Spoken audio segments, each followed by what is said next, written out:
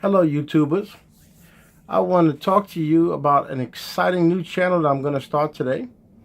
It's going to be small business. It's going to be a small business, do-it-yourself type of channel. Here, this is where small business owners can come to get some commonly answered questions, look at some technology quirks. My name is William Diaz Jr.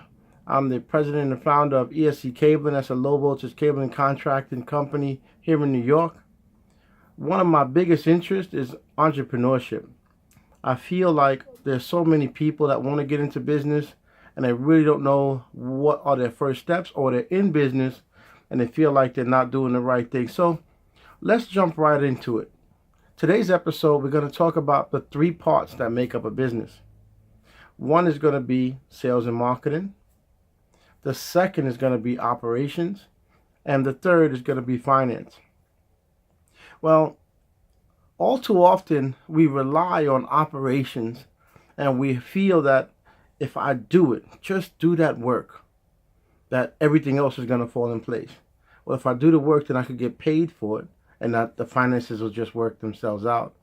And if I keep doing the work, people will just like me and I'll just get tons and tons of referrals and I won't have to worry about sales. Well, most of that is missed. And we're going to have deeper dives into each one of those areas later on. But today we're just going to give you like a high level overview of them. So first, let's get into operations. Well, operations is what you do day to day. So if you're a baker, then you make cupcakes. That's your operations. Is placing out cupcakes and cakes and selling them. If you're an auto mechanic or a body mechanic, then your operations is actually fixing cars. So now, when we think about it, so we have the operations, and most people are known for their operation, but the really good companies are actually known for marketing. So if I say to you something like, do-do-do-do-do, you think of McDonald's. Or if I gave you some golden arches, you would think of McDonald's, because they spend a significant amount of money in marketing. Because of their marketing, that funnels down to their sales, and then because of their sales, that actually goes and works into their operations. So each one of these actually are different animals, and they really should be treated as such. Now, most people, they know what they do, because that's what they have on the name of their door. I do this, Inc. Well, let's talk about finance just for a moment. Most companies, especially small ones that start from themselves, do what we call bootstrap financing. Bootstrap simply means that you lace up your boots and you go to work. In banker's term, bootstrap means that you took the money out your pocket to finance your business. Now, the issue with bootstrap is kind of simple. You do operations, you get paid for it. You take the profit from the operations and you reinvest that into all the other daily things, into the marketing, into the operations, and you keep going, so on and so on. The issue with that becomes, if you want to grow exponentially, it's very difficult to do that because you're topped off. Does that make sense? So when you look at it, you have to kind of make a plan, believe it or not, of where you want to be, how much business you want to have. From there, you work kind of backwards and say, well, this is how much money I'll need to run the business. And then you have to also kind of put goals to that with marketing and say, well, I'm going to do this type of marketing that's going to get me this type of customer. This type of customer is going to give me this much work. That much work is going to beget this much money, which means that I'm going to be able to pay my people, pay my rent, overhead, and also pay back the money I financed. That's really where you want to be. Now, how do we get there? Well, the first place is paperwork. Tons and tons of paperwork. And for everything you want to do, it's going to be paperwork. If you want to go for loans, if you're a minority or woman-owned contractor and you want to get certified, um, if you want to go for a grant, all of these things require paperwork. But we're going to get to paperwork in a whole nother webinar. Let's talk about the paperwork that you're going to need right away. The first set of paperwork you should do before you go in business is a business plan. We didn't make our first business plan until 6 years in business. And 6 years in business, we realized that had we not made that business plan that year, we would have failed at the end of that year.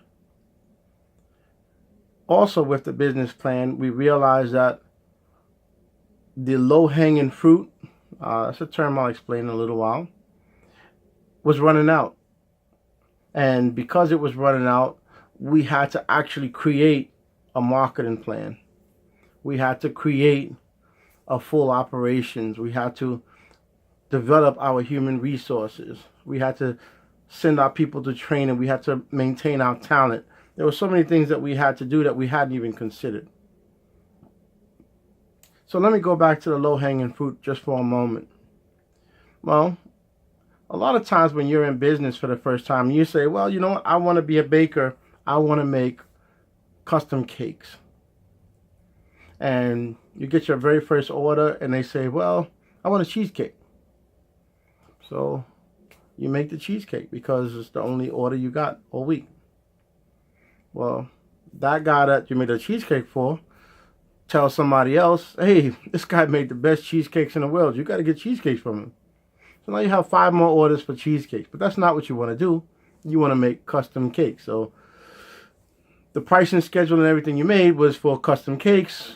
And this cheesecake thing that's taken off now is just something that happened. Now that's kind of the low-hanging fruit. It's stuff that you can do, but it's not the meat of your business. Now you want to watch out because that could be a trap. If you stay with the low-hanging fruit, then if you pull yourself all over the place with all of that low-hanging fruit, then you become a master of anything, of nothing. Well, let me explain what I mean by that. Again, I'm using the baker as an example. So he makes the cheesecakes. They love it. People start to buy it. Somebody else says, well, hey, can you also make cupcakes? He makes cupcakes. Somebody else says, hey, well, can you make muffins? Can you make bread? Can you make this? Can you make that? Well, let's fast forward 5 years. So now he has a shop. We're in storefront. And he sells all types of goods.